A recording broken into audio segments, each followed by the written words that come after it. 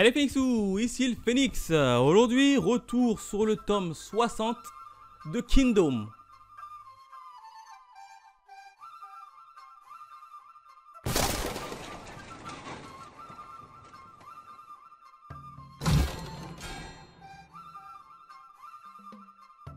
Comme d'habitude, présentation de la jaquette. On a qui sur la jaquette? Eh bien, on a 3 états. Hein. Au milieu, au centre, on a Go Umei de l'état de Wei. Ici, là, eh bien, on a Mobu de l'état de Qin avec son fils. Et ensuite, à gauche, eh ben, on a l'état de Shu avec notamment Manu, le fameux Manu qu'on va percevoir dans ce tome, qui est un tout nouveau général. Quatrième de couverture, on a qui? Eh ben, on a tout en bas et en haut, on a son lieutenant Ryokumi, hein, je crois qu'il s'appelle comme ça, hein, Rokumi. Donc c'est plutôt sympa. On a une petite page en couleur où on peut retrouver qui? Eh ben, on retrouve Kyukai en page en couleur qui est assez stylé, un peu dans un fond, dans un petit fond rose. On a là rapidement l'univers de Kingdom qui nous est rapidement raconté pour savoir ce qui s'est passé dans les tomes précédents. Et à la fin du manga, on a le mot d'auteur comme d'habitude et un petit manga sur la vie cette fois-ci de Won. Donc voilà en termes de jaquette, de bonus. Cette fois-ci, on démarre la partie review.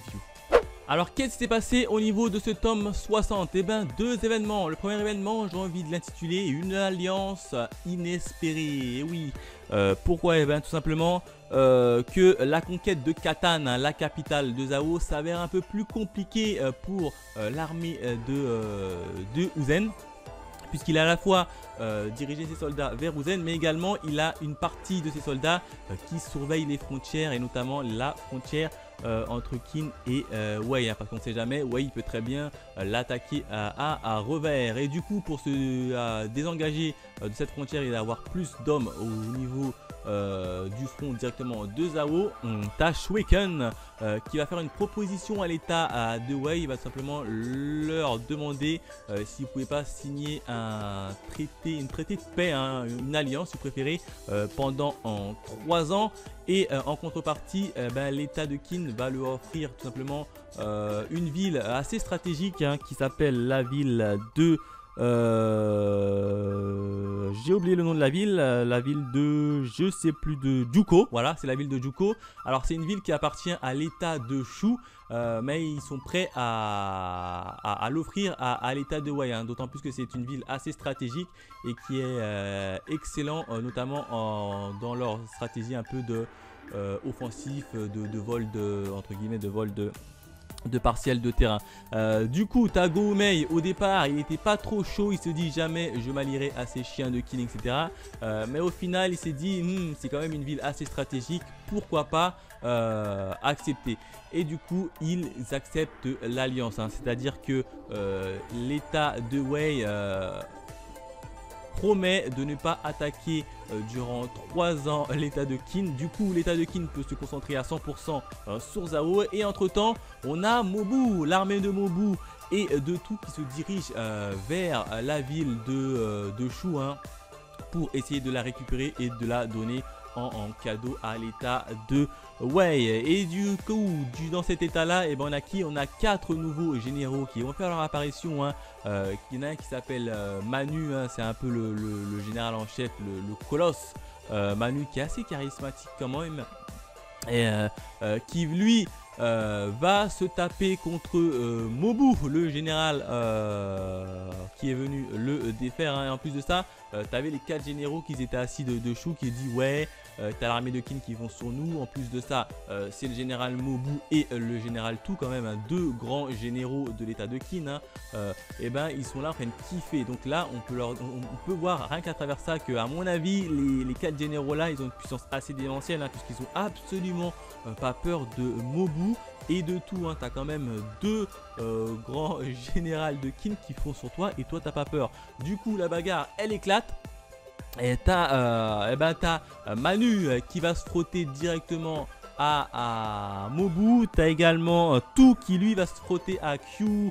Alors à Kuyoku, hein, vous savez, hein, le gars qui a une lance mais qui était un peu le bras droit du général Kamei et qui veut absolument le venger. Tu as également Rokumi, hein, le bras droit de Tu, il va se taper avec Rambiku, également le général de l'état de Wei, qui eux vont s'associer pour essayer de battre Santour. Alors je crois que ça se prononce comme ça, hein, qui est un autre général un peu foufou, un peu excentrique, un peu à la Joker. Ils vont se taper ensemble. Et puis là, il va voir que le général de Shu, hein, face aux deux, il est en train de leur mettre tout simplement la misère. Et enfin, tu as un quatrième général qui est assez vieux, qui lui est le grand stratège et qui est assis dans sa tour et qui surveille un peu tout ça et qui donne les directives. Donc très clairement, la bagarre a commencé et ils se font laminer, hein. L'état de Kin se fait littéralement laminer par les soldats de Shu. Mais heureusement, au-delà, par apparemment ça, ils avaient tissé une alliance avec l'état de Wei. Et du coup, tu as Goumei qui se ramène dans la bagarre pour essayer de les aider. Et puis là, très clairement, Goumei, il prend les choses en main et il prend la partie un peu stratégique du combat. Et il décide, il n'hésite même pas de plus à donner des ordres à des généraux de Kin, hein. Le gars, il arrive, il dit c'est moi qui prends en main la partie stratégie et il donne des directives littéralement à tout le monde, hein, même aux généraux de Kin. Et là, j'ai trouvé quand même un petit manque de respect quand même alors, au fils de Mobu, hein, qui était normalement censé être le stratège, mais je pense qu'il était un peu dépassé par les événements. Et du coup, c'est Goumei qui lui a piqué la place de la stratégie. Et du coup, grâce à Goumei, il a un peu mis de l'ordre dans la bagarre.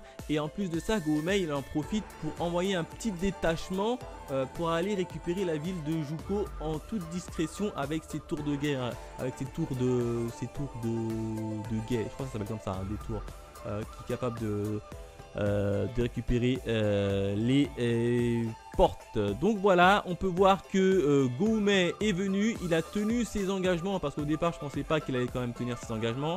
On s'attend quand même à une petite trahison de la part de Goumei, mais non, pas du tout. Le gars, il est quand même venu, il a pris les choses en main sérieusement, et puis il a dit t'inquiète pas, je ne vous attaquerai pas pendant 3 ans. Donc voilà comment se termine le premier événement. Le deuxième événement, j'ai envie de l'intituler les exilés. Et oui, puisqu'on a eu 2 exilés. Alors on a d'abord les pros Riboku ont dû s'exiler dans la ville pour aller rejoindre simplement Shibaso, hein. Shibaso, vous vous en souvenez, c'est un général qu'on n'a pas eu l'occasion de connaître un peu plus, hein. On l'a seulement vu, il a stoppé une armée qui venait envahir sa ville assez facilement, mais je pense que Shibaso, on va le retrouver un peu plus tard, et à mon avis, quand on va le retrouver, il va casser et couper des têtes en deux. Moi je vous le dis, hein. Shibaso, il est encore fidèle à Riboku, et du coup Riboku est allé se cacher dans sa ville. Le deuxième exilé, ça va être Ryofui. Et oui, ça faisait un petit moment qu'on n'avait pas vu notre cher et tendre Ryofui. Alors Ryofui, qui est de base et originaire de Zao, du coup il s'est exilé tout simplement à Zao. Et puis au fur et à mesure qui passait sa vie là-bas, et au fur et à mesure, sa cote de popularité commençait à augmenter, et du coup c'est venu jusqu'aux oreilles de l'état de King. Alors moi au départ je pensais que Ryofui allait tout simplement, grâce à sa cote de popularité, récupérer un peu le trône dans Zao, hein, étant donné que dans le trône de Zao c'est le fils cadet qui a le pouvoir. Donc je pensais qu'il allait le renverser assez facilement, qu'il allait récupérer le pouvoir de Zao et qu'il allait tout simplement faire la guerre à l'état de King pour la détruire. Mais non, pas du tout. Le gars, sa cote de popularité il augmente, mais le gars il dit non, c'est pas de ma faute, ça augmente tout seul. Du coup t'as les généraux de Kin qui le dit c'est simple, il suffit d'aller là-bas et de lui couper la tête, comme ça on risquera pas qu'il revienne vers nous se venger. Et puis là t'as SA qui dit non, attendez, ça va pas se passer comme ça, je veux d'abord le rencontrer pour discuter ensemble. Et là t'as SA qui part discuter ensemble en tête à tête avec Ryofui dans la ville de Zhao. Alors déjà je sais même pas comment Essaye a fait pour passer incognito et aller directement dans la ville de Zhao sans que personne ne le chope, hein, parce que ce gars il est quand même le roi de Qin. Il va dans Zhao, hein, avec laquelle il est en guerre, et il va rencontrer directement Ryofui. Le gars c'est quand même un taré. Et là les deux ils commencent à parler, et puis on a quand même des belles paroles, hein. J'ai trouvé quand même des belles paroles de Ryofui envers Essaye, hein, qui lui dit clairement: mec, ne sois pas trop gentil avec tes ennemis car ça pourrait se retourner contre toi. En gros il lui fait comprendre clairement qu'il aurait dû le tuer, hein. Tu aurais dû tuer Ryofui, parce que sinon on ne sait jamais, ça peut revenir dans ta face. Mais après Ryofui l'a dit: ne t'inquiète pas, je vais essayer d'étouffer ma cote de popularité et je ne suis pour rien. Du coup il a été un peu rassuré, Essaye, il est reparti. Et quelques temps plus tard on apprend que Ryofui a été empoisonné et est mort. En fait pas du tout, hein. Vous savez, hein, Ryofui il est stratège, hein, et il a simplement orchestré sa mort. Il s'est barré dans une autre ville, et puis comme ça fait un peu diminuer sa cote de popularité, et ça a laissé ça permet de laisser tout simplement la voie libre à Essaye. Donc là quand même c'est assez classe de la part de Ryofui, hein. Je pensais pas qu'il avait totalement abandonné la royauté, la richesse, etc. Mais là par le fait qu'il a mis en scène sa mort, et il est parti vivre un peu dans un coin reculé, sans richesse, etc. Il a complètement dit au revoir à Essaye, au revoir à la richesse, et je pense qu'on ne reverra plus Ryofui, qui a été quand même un adversaire assez valeureux face à Essaye, et que j'ai bien aimé quand même, hein. Personnellement j'ai quand même bien aimé le petit bonhomme, mais en tout cas il va me manquer. Donc voilà comment se termine ce deuxième événement. Voilà ce qu'il en est du tome 60 de Kingdom, avec un tome partagé, hein, moitié guerre, hein, puisqu'on a une nouvelle guerre, une nouvelle campagne qui débute pour récupérer l'état de Shu, pour leur offrir tout simplement à leur nouvel allié, l'état de Wei. Et d'un autre côté on a les exilés, notamment on a revu Ryofui qui a fourmenté sa mort pour être un peu plus tranquille. Donc personnellement en termes de notes, en termes d'étoiles, je leur ai mis la note de 5 sur 5, tellement que vous savez comme je kiffe Kingdom. Voilà ce que je pouvais dire sur Kingdom tome 60. Quant à nous, on se retrouve très vite pour de nouvelles aventures. Allez, bye mes Phoenix.